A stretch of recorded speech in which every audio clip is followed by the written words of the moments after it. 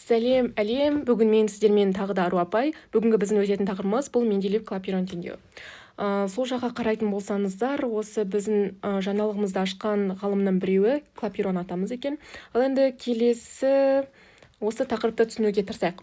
Менделеев клапейрон теңдеуі бұл газдардың күйін сипаттайтын теңдеу болып табылады екен. Бұл теңдеу газдың қысымы, көлемі, температурасы және газдың мөлшері арасындағы байланысты сипаттайды екен. Теңдеуді 1834 жылы Менделеев пен клапейрон тұжырымдаған болатын. Бағана айтып өткенімдей, мына оң жақтағы фотоға қарайтын болсаңыздар, осы ашқан бір ғалым клапейрон атамыз екен. Былайынша айтқанда, екеуінің коллаборациясының атынан туындаған бір қызық теңдеу, иә? Менделеев және клапейрон теңдеу. Ал енді сол Менделеев клапейрон теңдеуінің формуласына келейік. Ол бізде ПВ тең НРТ екен.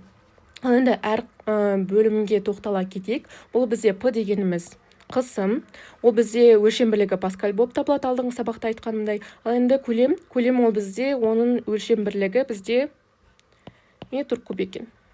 Метр куб.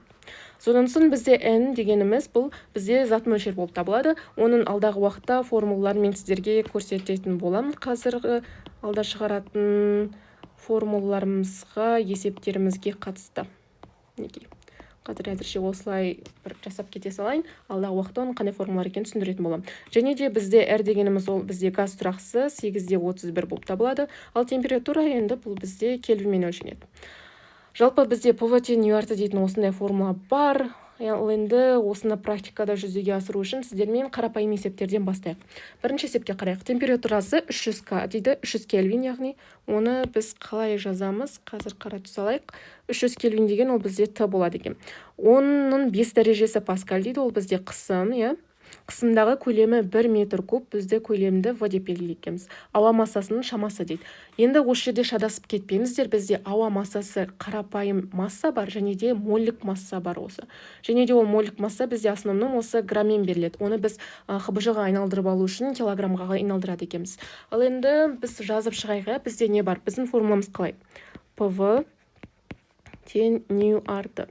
Жаңа қысқаша түрде жазып кеткенде бізде қалай? N былай ашылады. М қарапайым М бөлінген моллік масса екен. Ал енді қазір қараңыздар, бізге бұл жерде именно нені тап деп тұр? Қарапайым массаны тап деп тұр, иә? Қазір біз осы массаны табатын боламыз. Ал енді мына жердегі формуланы ашып жазып алайық. ПВ тең ньюді біз қалай ашамыз дедік? Кішкентай М бөлінген моллік масса. РТ. Иә? Осы жерден ал енді біз кішкентай массаны қалай өрнектеп алады екенбіз? Қараңыздар, мына жақта бұның бөлімінде бір бар деп есептейік, сонда мына жақтағы бөлімін алымына көбейтеміз, мына жақты былайынан көбейтеді екенбіз. Хорошо.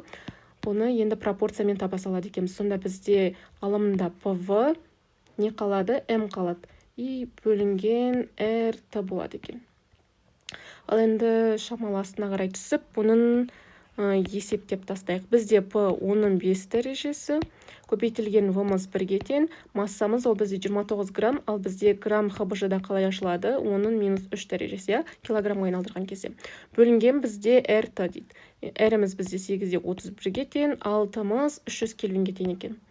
Ал енді осының бәрін калькуляторға салып есептейтін болсаңыздар, бізде қателеспесем 1,16 килограмм шығады екен. Вот біздің жауабымыз. Ал енді келесі есепке тезірек көшейік. Бізде суретте сутегі газының қысымы мен температураға тәуелділік график көрсетілген дейді. Сутегінен 2 метр куб көлемдегі массасы дейді. Бізде то же самое осы жерде кішкентай массаны сұрап тұр екен, соны табуымыз керек. Ал енді бізде бір қызығы, алдыңғы есептен ерекшелігі бұл жерде бізге графикпен берген. Графикпен ненің қысымның және де температураның қай жерде екенін, қандай мөлшерде екенін біз өзіміз анықтауымыз керек екен. Жаңағы формуланы сразу жаза салайын, қандай еді бізде? ПВМ бөлінген РТ екен. ПВМ бөлінген РТ. Ал енді қарасаңыздар, бұл жерде біз қалай оңай тапсақ болады? Екеуінің де бір идеальный болып тұрған точкасын ала саламыз. Мысалы, мына жер, бұл жерде бізде қысымымыз 150 килопаскаль, ал температурамыз 300 Кельвин болып тұр екен. Идеальный болып тұр. Соны жаса салайық, хорошо? Ол бізде 150 кило дегеніміз ол бізде оның 3 дәрежесі. Бізде көлем берілген, мінекей, мына жерде 2 метр куб. Массамыз тоже самое 2 грамм, оның -3 дәрежесін ұмыт кетпейміз граммды.